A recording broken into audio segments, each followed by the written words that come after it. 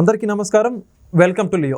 జగన్మోహన్ రెడ్డి గారి కేసులకు సంబంధించి సుప్రీంకోర్టు విచారణలో కొద్ది మేర దూకుడు ఉందనే చెప్పుకోవాలి.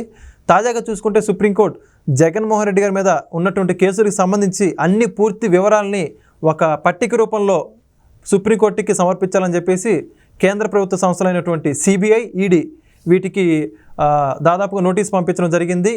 డిసెంబర్ 13 లోపు దాదాపు 2 వారాల గడువు నిర్దేశిస్తూ ఈ సమయంలోపు ఆ కేసులన్నిటికి సంబంధించి పూర్తి వివరాలు సమర్పించాలని ఆదేశాలు జారీ చేయడం జరిగింది.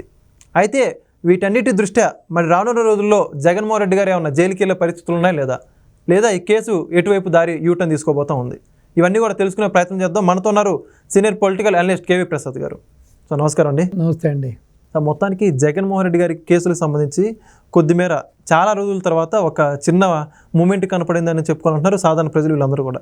ఇప్పటివరకు ఆయన బెయిల్ మీద ఉన్న సంగతి రాష్ట్ర ప్రజలందరూ కూడా తెలుసు. అయితే ఇప్పుడు ఆయన మీద ఉన్న కేసులు మళ్ళీ తెర మీదకి వచ్చాయి. ఏదైతే ఆయన మీద నమోదై ఉన్న కేసులు ఉన్నాయో అంటే ఇప్పటికీ సిబిఐ, ఈడీ అక్రమాస్తుల కేసుకు సంబంధించి అవన్నీ కూడా సాధ్యమైనంత త్వరగా 2 వారాల లోపు సమర్పించాలని సిబిఐ అండ్ ఈడీకి సుప్రీంకోర్టు ఆదేశాలు జారీ చేసింది. ఏంటంటారంటే సడన్గా ఈరోజు అలా కొత్తగా తెర మీద రావడం? ఒకటే అండి, ఇప్పుడు ఇక్కడ విషయంలో దీనికి టోటల్ క్రెడిట్ వచ్చి రఘురామరాజు గారికి వెళ్తుంది. ఓకే, ఇప్పుడు సిబిఐ కానీ, ఈడీ కానీ, లేకపోతే ప్రభుత్వం కానీ, కేంద్ర ప్రభుత్వం కానీ, రాష్ట్ర ప్రభుత్వం కానీ ప్రమేయం ఏమీ లేదు ఇక్కడ. సో 11 ఏళ్లుగా ఏ విధంగా వ్యవస్థలను మేనేజ్ చేస్తూ, వ్యవస్థలో ఉన్న వ్యక్తులను మేనేజ్ చేస్తూ ఏ విధంగా అతను బెయిల్ మీద తిరుగుతున్నాడు, ఈవెన్ కోర్టు కూడా పోకుండా ఏ విధంగా చేస్తున్నాడో మనం చూసాం. సో ఈ రోజున సుప్రీంకోర్టు ఈ విధంగా ఘాటైన విమర్శలు చేయడంలో కానీ అసలు ఏంటి, ఇతని మీద ఉన్న కేసుల యొక్క పొజిషన్ ఏంటి, ఆ స్టేటస్ ఏంటి, ఎక్కడెక్కడ ఏ కేసులు ఉన్నాయి, ఏమేం కేసులు ఉన్నాయి, ఏ పరిస్థితిలో ఉన్నాయి, మాకు కంప్లీట్గా ఒక టేబుల్ వేసి ఇవ్వండి. ఒక క్రొనాలజికల్ ఆర్డర్ ప్రకారం నాకు మొత్తం ఒక టేబుల్ వేసి క్లీన్గా ఒక లిస్ట్ ఇవ్వమని చెప్పి సుప్రీంకోర్టు కోరడం జరిగింది. అదేవిధంగా గతంలో లాగా నెల తరబడి మళ్ళీ వాయిదాలు వేయకుండా ఎమ్మటే ఈ నెల 13నే మళ్ళీ ఇంకో వాయిదా కూడా వేశారు. ఆ 13 లోపు మొత్తం ఇవన్నీ సబ్మిట్ చేయమన్నారు. సో ఒక విధంగా చెప్పాలంటే దీని వెనకాల కృషి, ఆయన పట్టుదల, ఆయన చేస్తున్న పోరాటానికి ఇది నిజంగా ఒక ప్రతీక అని చెప్పుకోవచ్చు. ఇది కేవలం ఈ విషయంలో సుప్రీంకోర్టు ఇలా స్పందించిందంటే దీనికి పూర్తిగా దీనికి ప్రధాన భూమిక ఎవరైతే ఉన్నారంటే ఆయన రఘురామరాజు గారు. దీంట్లో ఎటువంటి సందేహం లేదు. ఆయన చేస్తున్న ఆ ఒంటరి పోరాటం యొక్క రిజల్టే ఈ రోజున మనకి సుప్రీంకోర్టు యొక్క వ్యాఖ్యానంలో మనకు ప్రస్ఫుటంగా మనం చూడగలిగాం. అంటే కేసుల కథలకి త్రిపులర్ గారు ముఖ్య పాత్ర. ఇప్పుడు ఇది తప్పించి ఎవరున్నారండి? ఎవరు మాడుతున్నారండి అతని కేసుల గురించి? ఎవరైనా మాడుతున్నారా? ఎవరైనా కేసులు వేస్తున్నారా? ఎవరన్నా ఇతని గురించి పాత కేసులు తీయండానో లేకపోతే సిబిఐ కేసులు, ఈడీ కేసులు తీయండానో ఎవరైనా దాన్ని చూస్తున్నారా? ఎవరు లేదు కదా. అంటే ఎందుకంటారు, అంటే ఎందుకు ఆ సాహసం చేయట్లేదు అంటారు? మరి అది ఇంక వాళ్ళకే తెలియాలి. మనం ఏం చేస్తాం? ఇప్పుడు ఒక అవినీతిపరుడు, ఒక దుర్మార్గుడు రాష్ట్రాన్ని నిలువునా ముంచేశాడు, నిలువునా దోసేశాడు, 5 ఏళ్లుగా ఎంత డ్యామేజ్ చేశాడో చూసాం. అటువంటిప్పుడు కూడా మరి ఈ ఉపేక్షణ చేస్తున్నారంటే ఎందుకని అర్థం అవ్వట్లేదు. ఇప్పుడు రఘురామరాజు గారితో పాటు ఇంకా ఒక 10 మంది లేకపోతే ఒక 100 మంది, ఒక 1000 మంది, సో అందరూ కూడా పోడుకుని కేసులు వేస్తే ఒక ఇంపాక్ట్ ఉంటుంది, అంతే కదా. ఇటు సిబిఐలో కానీ, ఈడీలో కానీ, లేకపోతే కేంద్ర ప్రభుత్వంలో కానీ, రాష్ట్ర ప్రభుత్వంలో కానీ, లేకపోతే ఇటు కోర్టుల్లో కూడా ఒక కథలకు వస్తుంది. ఏంటి ఇంతమంది ప్రశ్నిస్తున్నారే, ఇంతమందికి మనం సమాధానం చెప్పాలి, సో ఏంటి దీని సంగతి ఏంటి, ఇంతమంది రియాక్ట్ అవుతున్నారంటే అంటే దీని వెనకాల ఇంత డ్యామేజ్ జరిగిందా, లేకపోతే ఇంత దోపిడీ జరిగిందా అని అట్లీస్ట్ ఒక రియాక్షన్ అంటూ ఉంటుంది. ఇప్పుడు ఆయన ఒక్కడే కదా దీని మీద మొదటి నుంచి పోరాటం చేస్తుంది.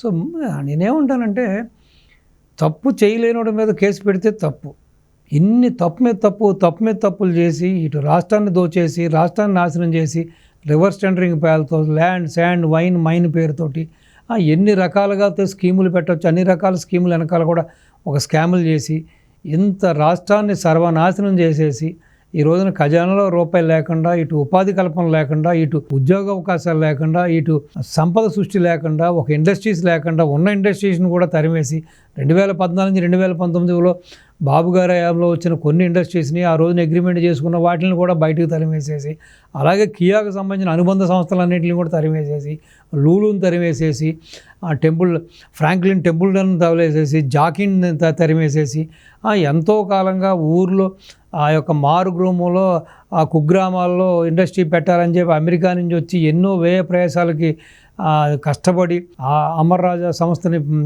స్థాపిస్తే లోకల్గా ఉన్న వాళ్ళకి ఉద్యోగ అవకాశాలు, జాబ్ ఎంప్లాయ్మెంట్, అలాగే రాష్ట్రానికి ఆదాయం వస్తుందని చెప్పి వాళ్ళంతా బృహత్తర కార్యాన్ని పెద్ద మనసుతో చేస్తే వాళ్ళ తెలంగాణ వచ్చే వరకు నిద్రపోలేదు, వాళ్ళు అక్కడి నుంచి తెలంగాణ తరలి వచ్చే వరకు.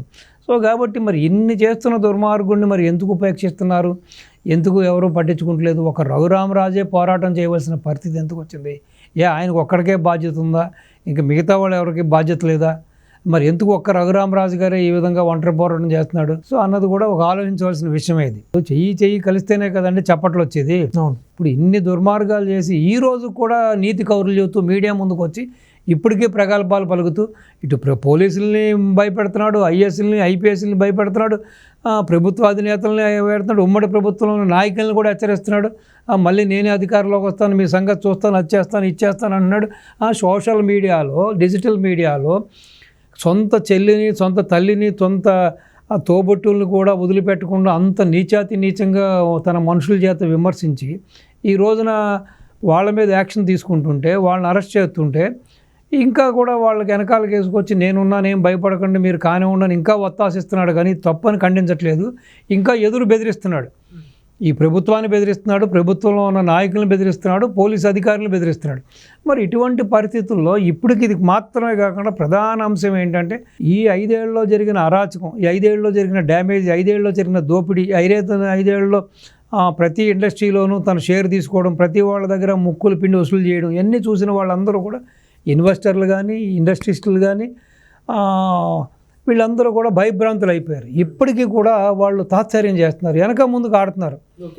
సో బాబు గారు ఎంత మంచి స్కీమ్స్ ఇస్తున్నా, బాబు గారు లోకేష్ బాబు గారు ఎంత ప్రోత్సాహం ఇస్తున్నా కూడా ఇంకా కూడా వాళ్ళలో ఆ భయం పోలా. ఏమో రేపొద్దున ఏమవుతుందో, మళ్ళీ వీడు అధికారంలో వస్తే మన పరిస్థితి ఏంటి అని ఇంకా కూడా వాళ్ళ మీనమేషాలు లెక్కెడుతున్నారు. మరి ఇవన్నీ మీమాంసల నుంచి కూడా అందరి మనసులో ఉన్న ఈ మీమాంసని, ఈ డౌట్స్ని, ఈ భయాల్ని పోగొట్టడానికి మరి ఈ ఉమ్మడి ప్రభుత్వం కూడా ముందుకు వచ్చి ఒక రఘురామరాజు గారే కాకుండా మిగతా వాళ్ళందరూ కూడా కేసులు ఎందుకు వేయకూడదు అంటాను, మిగతా వాళ్ళందరూ కూడా ఎందుకు సుప్రీంకోర్టుని ఆశ్రయించకూడదు, మిగతా వాళ్ళందరూ కూడా ఎందుకు కేంద్ర ప్రభుత్వాన్ని అభ్యర్థించకూడదు, మిగతా వాళ్ళందరూ కూడా ఎందుకు సిబిఐని, ఈడీని కూడా ప్రెజరైజ్ ఎందుకు చేయకూడదు, మీరు తొందరగా కేసులు తేల్చండి, ఇతని సంగతి చూడండి అని చెప్పి. సో ఇక్కడ ప్రధానమైన భూమిక ఏంటంటే రాష్ట్రం ఈ విధంగా సర్వనాశనం చేసేసాడు, రాష్ట్రాన్ని పూర్తిగా నాకేశాడు, ఖజానాలో రూపాయి లేదు, అన్ని వ్యవస్థల్ని పాడు చేసేసాడు, వర్క్ కల్చర్ అన్నది లేకుండా పోయింది. అయినా సరే ఇంకా డాంబికాలు, ఇంకా అబద్ధాలు చెప్పడం మానట్లేదు, ఇంకా ఉడత ఊపులు ఊపుతున్నాడు, ఇంకా బెదిరిస్తున్నాడు. మరి ఇటువంటి పరిస్థితుల్లో కూడా రాష్ట్రం ఉన్న సో ఇంత ఫండ్స్ కోసం ఇంత నెసెసిటీ ఉన్న తరుణంలో రికవరీ చేసుకోవచ్చు కదా. ఇవన్నీ కూడా కేసులు పెట్టి ఆ ఆస్తులన్నింటిని కూడా జప్తు చేసి రికవరీ చేసి ఖజానాగా వేస్తే రేపు పొద్దున వీళ్ళు ఎన్నో స్కీమ్స్, ఎన్నో వెల్ఫేర్ స్కీమ్స్, ఎన్నో డెవలప్మెంట్ స్కీమ్స్ ఎన్నో ప్రకటించారు. సో వాటిలన్నిటిని కూడా ఆ డబ్బు ఎంతో కొంత ఇతోతంగా ఉపయోగపడుతుంది కదా. మరి ఆ దిశగా ఈ మిగతా వాళ్ళు, మిగతా నాయకులు ఎందుకు చర్యలు తీసుకుంటలేదు, మరి ఎందుకు ఈ యొక్క తాత్సర్యం, ఎందుకు మరి ఈ మెతక వైఖరి అనేది నాకు అర్థం అవ్వట్లేదు. అది కూడా ఆ పట్టువదల విక్రమార్కుల్లాగా, ఒక అల్లూరి సీతారామరాజులాగా ఆ త్రిబుల్ గారు పోరాటం చేస్తున్నాడు కాబట్టి దీనికి అట్లీస్ట్ ఒక మూమెంట్ వచ్చింది. అట్లీస్ట్ ఇవాళ సుప్రీంకోర్టు తను ఆ డీటెయిల్స్ అడగడం, మళ్ళీ ఎమ్మటే 13వ తారీఖు కేసు వాయిదా వేయడం చూస్తుంటే కాస్త కదిలికి వచ్చిందనిపిస్తుంది. సో ఈ మిగతా వాళ్ళందరూ ఎందుకు గమ్మునున్నారు, ఎందుకు మాట్లాడట్లేదు అన్నది నాకు కూడా అర్థం అవ్వట్లేదు. సో మీకేమైనా అర్థం అవుతే మీరు చెప్పండి. ఓకే. మరి ఖచ్చితంగా రానున్న రోజుల్లో ఈ కేసుల సంబంధించిన జైలుకి వెళ్ళే అవకాశం ఉందా లేదా? 100% ప్రూవ్ అవుతే 100% వెళ్ళాలి. అన్ని ఆర్థిక నేరస్తులు కదండి, ఆల్రెడీ బెయిల్ మీద ఉన్నారు. ఆల్రెడీ బెయిల్ మీద ఉన్నాడు. ఇన్ని ప్రూవెన్ కదా, ఇన్ని ఆస్తులు ఎక్కడి నుంచి వచ్చినాయి? 2004లో అడుగు తినే కుటుంబానికి, సొంత ఇల్లు అమ్ముకోవడానికి అభ్యర్థించుకున్న కుటుంబానికి, అప్లికేషన్ పెట్టుకున్న కుటుంబానికి సడన్గా తండ్రి అధికారాన్ని అడ్డం పెట్టుకుని ఇన్ని సూట్ కేసు కంపెనీలు పెట్టి ఇంత ప్రీమియం తోటి ఇంతమంది బయట నుంచి వచ్చి కిట్ ప్రో ప్రకారం ఇన్వెస్టర్ చేశారు, ఇంతమంది ఇతని షేర్లు ప్రీమియం రేట్లు కొన్నారు. ఎందుకు కొంటారండి? వీళ్ళు ఏమైనా తాత ముత్తాతల నుంచి ఏమైనా వీళ్ళైనా మహీంద్రాలా, లేకపోతే వీళ్ళు ఏమైనా అదానీలా, లేకపోతే అంబానీలా, లేకపోతే టాటాలా, వీళ్ళు లేకపోతే గోద్రేజ్లా? ఓకే, ఎందుకని కొంటారు? ఇదంతా కిట్ ప్రోకే. నీకు ఇస్తే నాకేంటి, నాకు ఇస్తే నీకేంటి, ఇదిగో నీకు ఇస్తాను, నీ కంపెనీ ద్వారా నా దాంట్లో పంప్ చేయి, సో నీకు ఇదిగో ఇది ఇస్తాను, ఈ భూమి ఇస్తాను, లేకపోతే ఈ ల్యాండ్ ఇస్తాను, ఈ బిల్డింగ్ ఇస్తాను, లేకపోతే ఈ కాంట్రాక్ట్ ఇస్తాను, అంతే కదా పూర్తిగా జరిగింది. గత ఈ 5 ఏళ్ళు కూడా అంతే కదా. చూసాం కదా, ప్రతిదీ కూడా చూసాం. 108 కానీ చూసాం, పోర్టులను చూసాం. పోర్టులు ఏమైంది, కృష్ణపట్నం పోర్ట్ ఏమైంది, కాకినాడ పోర్ట్ ఏమైంది, లేకపోతే ఆ రాజుగారి పోర్ట్ ఏమైంది, అన్నీ చూస్తూనే ఉన్నాం కదా. ప్రతిదీ కూడా ఏ విధంగా ఒక కిడ్ ప్రో ప్రకారం జరుగుతుంది. లేకపోతే ఇక్కడ ఎన్నో డైరీలు ఉన్నాయి. విజయ డైరీ ఉంది, తిరుమల డైరీ ఉంది, లేకపోతే హెరిటేజ్ డైరీ ఉంది, ఆ దొడ్ల డైరీ ఉంది. ఇలా చెప్పుకుంటూ పోతే ఎన్నో మనకి డైరీలు, మంచి మంచి ఎంటర్ప్రైనర్స్ ఉన్నారు. ఆ కులాలకి మతాలకి అతీతంగా ఎంతోమంది పారిశ్రామికవేత్తలు ఉన్నారు. వీళ్ళందరినీ దెబ్బకొట్టి, మన డైరీలన్నింటినీ, సహకారంలో ఉన్న డైరీలన్నింటినీ కూడా దెబ్బకొట్టి, ఎక్కడో ఉన్న అమూల్ని తీసుకొచ్చి అమూల్ని ప్రమోట్ చేయాలని చూసాయంటే మరి దాంట్లో ఇతనికి బెనిఫిట్స్ లేకుండా ఎందుకు చేస్తాడు?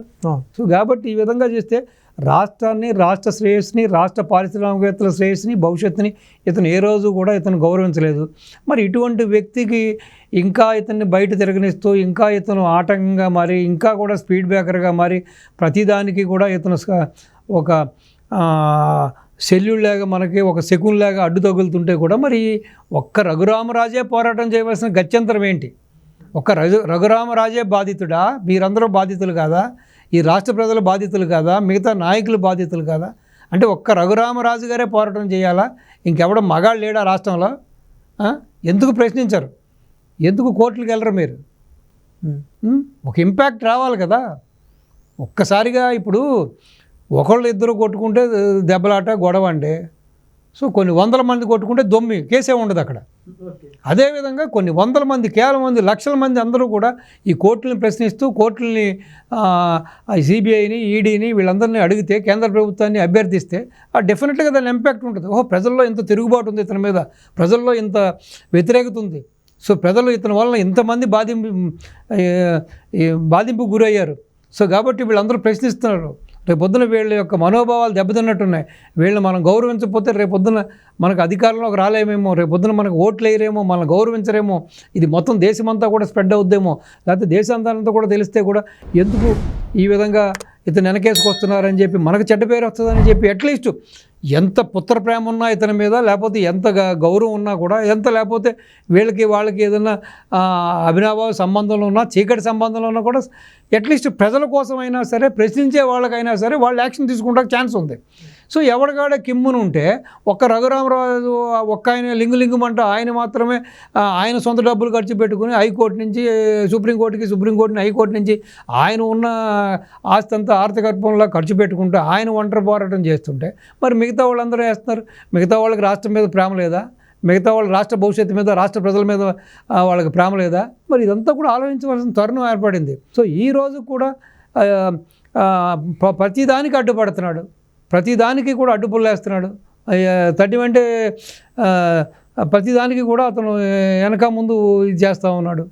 రాష్ట్రాన్ని ఏదైనా ముందుకు తీసుకెళ్ళాలి, ఒక మంచి పని చేద్దామంటే దాన్ని ఏదో నెగిటివ్ ప్రచారం చేస్తూ ఉన్నాడు. ప్రజల్లో డివిజన్ తీసుకొచ్చాలని చూస్తున్నాడు. కులాల మధ్యన, మతాల మధ్యన గొడవలు పెడతామని చూస్తున్నాడు. అలాగే మన ప్రకాశం బ్యారేజ్కి ఏం చేశాడో మనం చూసాం. ఆ బోట్లను వదిలిపెట్టి ఏ విధంగా చేశాడో చూసాం. గేట్లు డ్యామేజ్ చేశాడు. అలాగే అధికారంలో ఉన్నప్పుడు తన ఊర్లో అన్నమయ్య ప్రాజెక్ట్ని ఏం చేశాడో చూసాం. ఒకటి కాదు, మరి ఇన్ని చేస్తున్న వాడిని ఇంకా ఉపేక్షిస్తున్నారంటే మరి దీని అర్థం ఏంటి? ఏమనుకోవాలి? ప్రజలు కూడా ఇదే మీమాంసతో ఉన్నారు. ఇప్పుడు ప్రజలు కూడా ఇదే ఆలోచనతో ఉన్నారు. ఏం జరుగుతుంది? ఎందుకు ఈ తాత్సర్యం?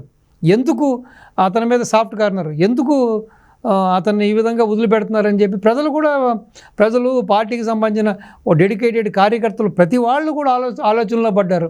ప్రతి వాళ్ళు కూడా మదన పడుతున్నారు, బాధపడుతున్నారు. కాబట్టి రఘురామరాజు గారికి చెయ్యూతనిచ్చి ఆయనతో చెయ్యి కలిపి ఒక 10 మంది, 100 మంది, 1,00,000 మంది, కొన్ని కోట్ల మంది బయటకు రావాలని కోరుతున్నాను నేను.